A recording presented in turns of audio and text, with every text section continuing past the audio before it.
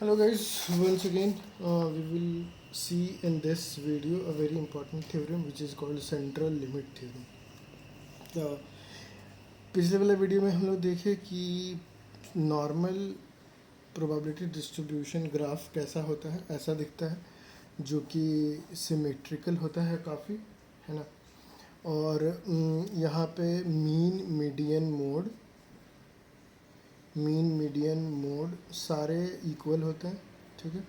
और ये जो डिस्टेंस होता है वो हमारा म्यू होता है, जो इसको हम लोग बोलते हैं स्टैंडर्ड डिविएशन, ठीक है। एक चीज़ हम लोग ये भी देखें कि जो हमारा z है, जिसको हम लोग when we normalise any any normal distribution, we call it standard normal distribution. Okay, so how we make any distribution normal? We have seen one formula, and that formula is like this z is nothing but x minus mu by standard deviation. Okay, so suppose there is any so we have a distribution, and now we want to make it as a standard normal distribution. Then we can use this formula to make it as a standard, basically make it as a standard normal distribution. Okay, so central limit theory क्या है? So central limit theory बोलता है जैसे कि मान लो for example हम देखते हैं कि जैसे कि एक कार कंपनी है जिसका कार का सेल जो है वो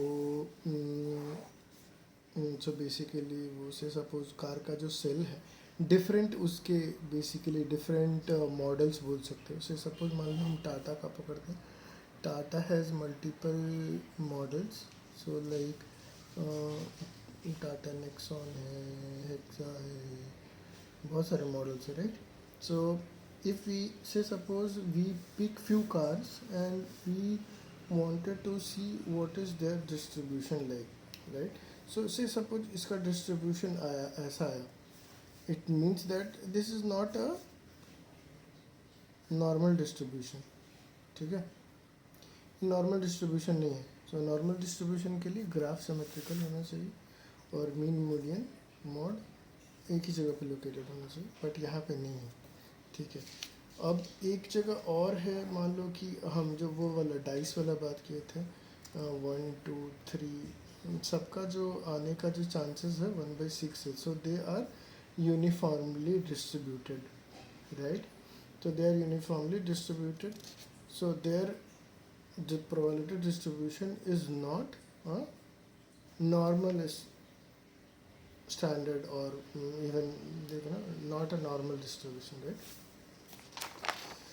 So इस केस में हम क्या करते हैं, एक महान आदमी था कोई, वो एक बताया कि भाई अगर हम लोग सैंपल्स उठाए, जैसे मान लो कि हमारे पास 50 कार का सैंपल उठाया, फिर 100 कार का सैंपल उठाया, फिर दूसरे 50 का सैंपल उठाया, ऐसे करके हम डिफरेंट सैंपल्स को उठाएंगे। सबका मीन हो सकता है अलग है, ठीक है, सबका मीन जो होगा वो अलग होगा, ठीक है। मीन जैसे मान लो इसका सम 20 है, 30 है, 40 कुछ भी है, ठीक है, ऐसा ले लेते हैं। तो एक चीज़ वो वहाँ से ऑब्ज़र्व किया कि अगर हम लोग बहुत सारा सैंपल लिए और उसका हम लोग जब डिस्ट्रीब्यूशन ग्राफ बनाएंगे ना, तो इसके मीन का, ठीक है, जो भी हम लोग सैंपल ने कलेक्ट किए हैं तो वो हमेशा नॉर्मल होगा, ठीक है। अब नॉर्मल होगा मतलब सिमेट्रिकल होगा, मीन मीडियन मोड इक्वल है ना। अब कोई भी हो, जैसे कि हम लोग पहले भी देख रहे थे कि ये जो ग्राफ है ये नॉर्मल नहीं है, तो ये इस टाइप का राइट स्क्यूड है, ठीक है, ये यूनिफॉर्मली डिस्ट्रीब्यूटेड है। तो अब कोई भी बेसिकली सैंपल को उठाओगे आप, तो मान लो किसी कोई डिफरेंट डेटा टाइप है, उसको उठाओगे तो ज़रूरी नहीं कि उसका जो हम प्रोबेबिलिटी डिस्ट्रीब्यूशन जब बनाएंगे, ज़रूरी नहीं है कि वो नॉर्मल प्रोबेबिलिटी डिस्ट्रीब्यूशन हो, ठीक है। पर एक चीज़ कॉमनली देखा गया है ऑब्ज़र्व किया गया है, और वही है सेंट्रल लिमिट थ्योरम कि अगर हम पूरी पॉपुलेशंस में से अलग अलग सैंपल्स को उठाए, ठीक है, अलग अलग सैंपल्स को पिक किए, ठीक है, तो उसका अगर हम ग्राफ बनाएंगे, सो बेसिकली वो जो मीन निकलता है, सो वो मीन निकले, जैसे मान लो यहाँ पे मीन का हम अगर प्लॉट करेंगे ना, तो वो हमेशा नॉर्मल प्रोबेबिलिटी डिस्ट्रीब्यूशन ग्राफ होता है, ठीक है, मतलब 99%।